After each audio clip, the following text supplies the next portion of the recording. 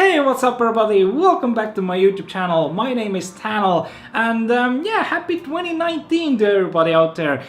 So this is my first video actually in 2019, so sorry for, not making any videos lately, but I've been really busy with a lot of different stuff. Anyway, yeah, today I want to give you guys my final opinion, my final verdict for a monitor that I've been using as my main PC screen for the past month or so. So it is the 32-inch BENQ EX3203R, which is a pretty magnificent monitor for around 550 euros. So hopefully in today's video here I can, give you a decision or something like that, should you buy it or not. So there are many things to love about this monitor, but there are definitely things that could be improved, But anyway, let's take a quick little peek at the monitor a little bit closer, and then I'm gonna talk a lot about this monitor.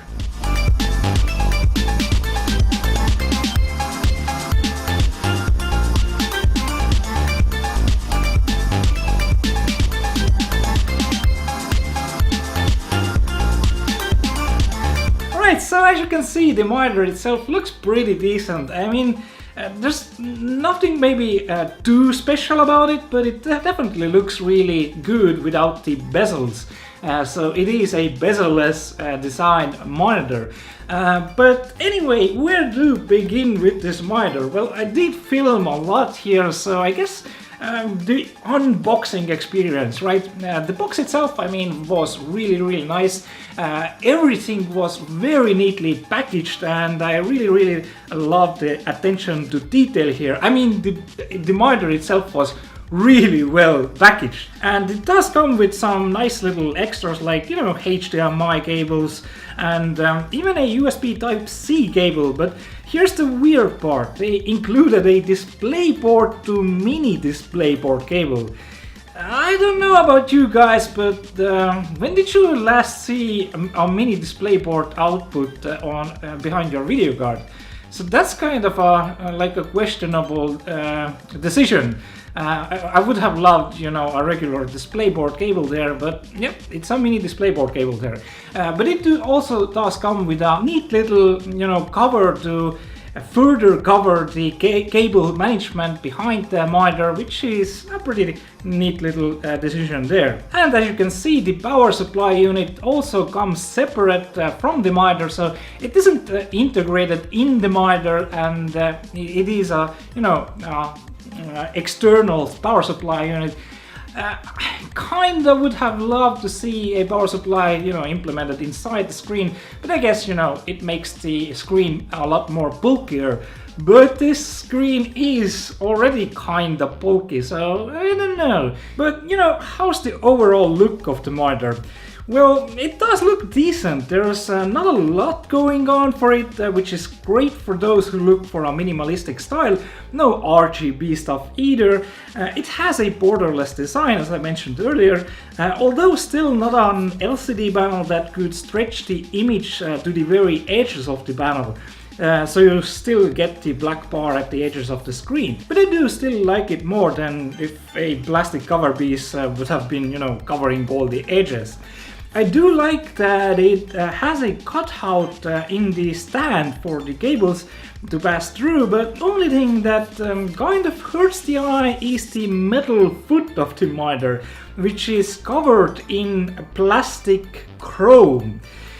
Chrome gray and black plastic doesn't fit together that well in my opinion. I just choose one single color and go with that. A bit too much going on for me here, but in the end this is a personal opinion, of course, and something that suits me might not suit somebody else. Now, coming to how much you can move the display, well, it's pretty limited here. You can move and tilt the screen up and down, and that's pretty much it as far as movement goes. So it shouldn't be too much of a problem for most people. Overall, the design of the BENQ EX3203R is, as I said earlier, pretty decent. So one of the main features of this monitor, of course, is the curved panel. It does have an 1800R curvature rating, and yeah, if you ask me, is a curved monitor better than a regular flat LCD panel? Then yeah. The bigger the screen gets, the better the effect of the curved monitor is. But even, the smaller sizes, 32-inch small, I used a 75-inch screen for like 4 years or something like that as my main PC screen, and it was a flat panel. But yeah, definitely it does immerse you a little bit more, or quite a lot more in games and also in everyday use. Is it just you browsing the web, or doing some editing work in Photoshop or Premiere? It kind of immerses you a little bit more, and I really love curved monitors. At first I was like is it something that special? But yeah, definitely, if you have a choice between a flat screen and a curved monitor, definitely all the time go with a curved monitor. You won't regret it. And yeah, quickly let's cover the ports as well. Behind the screen we find two HDMI 2.0 ports, one display port, two USB Type A ports, and a USB Type C 10-watt port that you can use to extend the display image of a device to the monitor just by the Type-C cable, and even provide some power to it. For example, I could power my Nintendo Switch in portable mode through the USB Type-C connection alone. We also find a 3.5mm headphone jack, but you can also connect your speakers to it if you wish. And of course there's some holes for a VESA wall mount. Now, although this is not a proper 4K panel, which I kinda wanna move on in the future, it is a proper 4 millisecond VA quad HD panel, so 1440p at 144 Hz with AMD Freesync, which is all pretty great stuff. And yeah, considering that even if you get a monitor with 4K 144 Hz, what kind of a monster PC would you need to get 144 frames per second at 4K resolution? Of course you can, turn down the quality of some games, but even then it's really hard to hit 144 frames per second at 4K. So 1440p is kind of the middle ground here, and it works really well. I really love 1440p resolution over 1080p. I mean, it's for me it's like a mountain size better image quality, but definitely 4K is a lot crispier. But then again, at 550 euro price point, it's hard to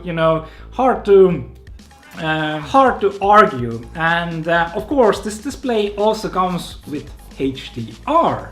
As I mentioned, it is a 144 Hz screen, and yeah, I can't stress this enough how important, how life-changing a 144 Hz screen is. So comparing a 60 Hz screen to 144 Hz, it's I tried to figure out a word or something to compare to get you on a proper vision of how big the difference is, right? And I came to the conclusion it's kind of like going from a regular HDD to an SSD. That's how big of a difference it is. It's just literally night and a day.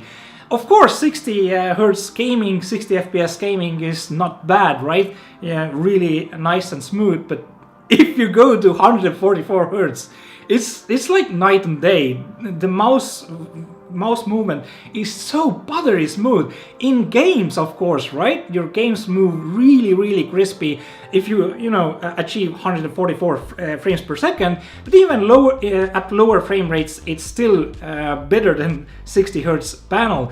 And you definitely feel it. And even in Windows work, right? In the Windows, browsing the web or editing some photos or videos, you definitely notice the higher hertz, the higher refresh rate. And yeah, definitely if you have a choice, never ever go below 120 Hz. So this screen here, 144 Hz with HDR, is a pretty decent bang for buck. Now, as I mentioned a little bit earlier, this is a proper HDR display. Well, proper, well, maybe not that proper, but it is a VESA 400 certified HDR display. It is 400 nits of peak brightness, so it's not 1000 plus nits or anything like that, but 400 nits, it's kind of like the entry level of HDR, and you do get some really nice benefits from it. So I did test it out in multiple games, but mainly in Red Dead Redemption 2, and I messed around with the HDR settings there, and there definitely was a nice difference in the quality of light that you could see in dark areas. So definitely, if you have a chance, enable HDR and try it out. It might not feel that special at 400 nits, but it does definitely improve the lighting quality in darker areas. The only thing that I had an issue with this, with HDR in general, is that Microsoft doesn't support HDR in Windows to this day. So if you enable HDR in Windows, you get a pretty gray screen, washed out colors and stuff like that. It kinda sucks, but it's only in Windows mode. So if you launch your favorite game on your PC in full screen mode, you don't have any issues at all enabling HDR and playing your favorite games. But the issue arises if you want to, play your game in borderless mode. So if you're into that, I have warned you, it doesn't work to this day. Hopefully Microsoft fixes this so you could have, HDR working even in Windows, so while browsing the web, watching YouTube videos and stuff like that. But at the moment, to this day, it still isn't fixed. So coming also quickly now to AMD Freesync. This monitor here has AMD Freesync 2, which helps with tearing of the screen. So if you move your screen, the screen might tear a little bit, if you do some fast movements. And AMD Freesync 2, helps remove those, which is really, really awesome. I really love it, especially with high refresh rate monitors, right? But the thing is, I want to ask you guys, who plays with AMD video cards these days? I mean, if you go to a shop right now, you're not gonna, ask for an AMD video card, right? That's for, cryptocurrency miners, right? But yeah, definitely kind of a bummer that it doesn't have, NVIDIA's G-Sync. But NVIDIA just announced that most, if not all, of AMD FreeSync monitors are gonna be supported by G-Sync in the future, and some of them, I think 10 displays or something like that, already have the feature enabled. Also, I think there was some BENQ monitors in that list, so definitely check that out. I don't know if it's being done by just NVIDIA drivers, or maybe the monitor needs a firmware update or something like that, but it's a really nice feature, a really nice update from NVIDIA. So definitely, if you get this monitor, check the feature out. Enable AMD's FreeSync if you have an AMD video card, but if you have an NVIDIA video card, check if the monitor has been added to a G-Sync list, so you can enable G-Sync with this monitor, which is pretty awesome. And quickly coming to the colors as well here. So out of the box, the colors were really, really fine. There wasn't really any need to adjust the colors, but I don't have a color calibration tool, so I can't, you can't trust me like 100% here.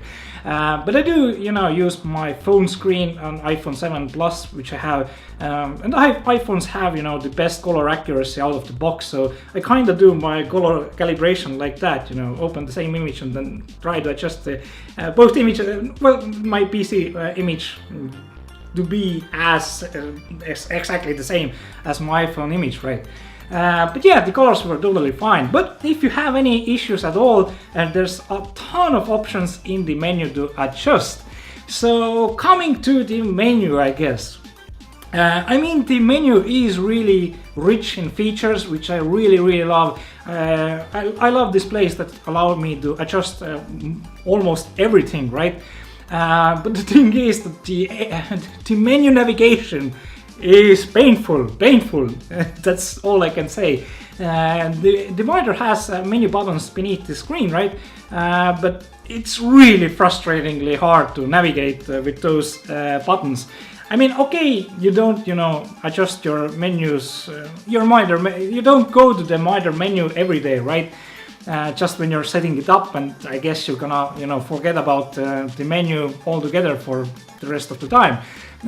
But definitely, I think a really good option would be, our remote, which some monitors, come with, or a remote with a cable or something like that, which enables really nice, smooth, menu navigation.